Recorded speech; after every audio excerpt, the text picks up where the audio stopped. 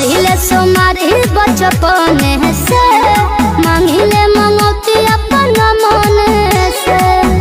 रुपया वाला मोटा हम नहीं पाते चाहिए बोले भोजपुरी बोलिया खाते चाहे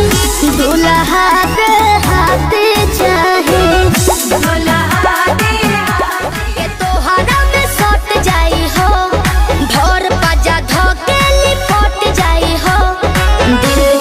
उतले के जहर मीठे मीठे हौसले कि पिया हो राजा हूँ जनी कलकतिया ओहा सबतिया बसेले कि पिया हो राजा हूँ जनी कलकतिया तुम रोही तबे लड़ी गाड़ी आवो न छहन का पिया दे राजा सहरी से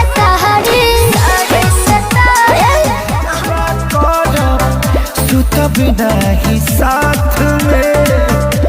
केतनो बोलैबा हम ना आई भी तोहरा बात में तू तो मौका के फायदा उठाई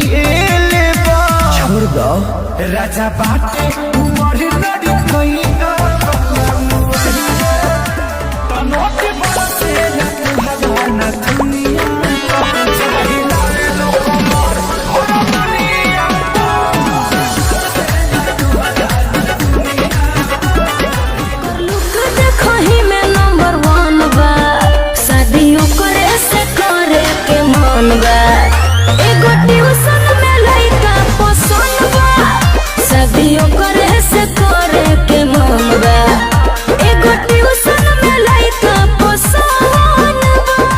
पानी लेके पियसिया मिटालो आइल बानी पानी लेके पियसिया मिटालो राजा जी आई नाव चढ़ा से हवा खिया दी दोपहरिया बितालो कि राजा जी आई नाव चढ़ा से हवा खिया दी दोपहरिया बितालो पटना बा पतिया नतिया पटना बा देवारा ढोरी चटना बा देवारा ढोरी चटना बा घर में घटत घटना बा घरवा में घटत घटना बा